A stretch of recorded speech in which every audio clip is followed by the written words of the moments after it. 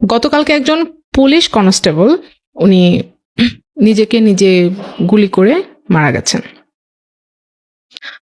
আমি প্রথমেই সন্দেহ করেছিলাম এটা পারিবারিক ব্যাপার, কারণ মানুষ নিজের প্রতি মায়া তখনই হারায় যখন আপনজনের প্রতি বিশ্বাস নষ্ট হয়ে যায়।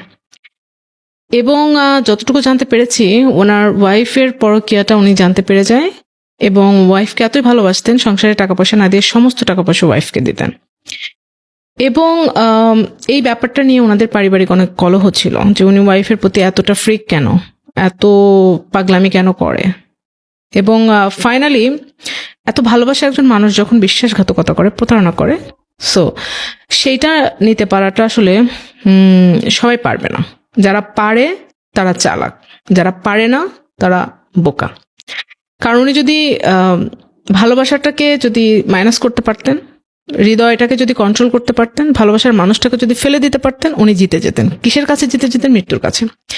বাট উনি হেরে গেছেন, জীবনের কাছে হেরে গেছেন, মৃত্যুর কাছে হেরে গেছেন। ফাইনালি উনি সবকিছুতেই হেরে গেলেন।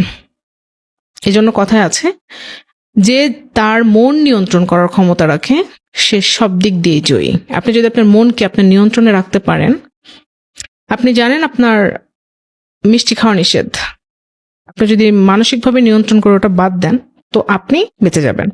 আর যদি আপনি মনকে নিয়ন্ত্রণ করতে না পারেন, ঠিক হেরে যাবেন। যেটা সন্দেহ করেছিলাম সেটাই হয়েছে।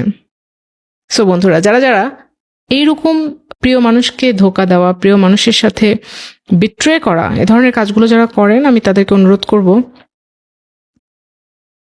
বন্ধুত্ব থাকা ভালো, অতিরিক্ত সবকিছুই বিষ। আপন মানুষকে ঠকায়েন না। যদি ভালো না লাগে ছেড়ে দেন, ডিরেক্ট বলে দেন তোমাকে আর আজকে থেকে ভালো লাগে না, আমি ছেড়ে যেতে চাচ্ছি, চলে যেতে চাচ্ছি। অন্য কাউকে আপনার ভালো লাগতেই পারে, এটা নর্মাল। আপনি অ্যাডাল্ট, আপনি বুঝে শুনে অন্য কারোর প্রতি আপনার ফ্যাসিনেশন আসতে পারে। তাহলে অন্য আরেকটা বন্ধনের থেকে কেন? ওটা ছেড়ে দিয়ে করেন, অসুবিধা তো কিছু নাই। এটা তো বাধা দেওয়ার মতো ব্যাপার না। সে কি আপনাকে আটকে রাখবে? হ্যাঁ, কিছুটা হয়তো ইমোশনাল ফিল করাবে বা বলবে থেকে যাও, বাট আপনি বোঝাবেন যে তোমার সাথে থাকলেই প্রবলেম হবে বা তোমার সাথে থেকে আমি অন্যায় করব, তো তার চেয়ে আমি বাধাহীন হতে চাই, তাহলে তো হয়ে যাবে। সিম্পল একটা ইস্যুকে আপনারা বড় করবেন না। একজনকে ভালো নাই লাগতে পারে, সংসার করতে করতে ভালো নাই লাগতে পারে, এটা স্বাভাবিক। মানুষের মন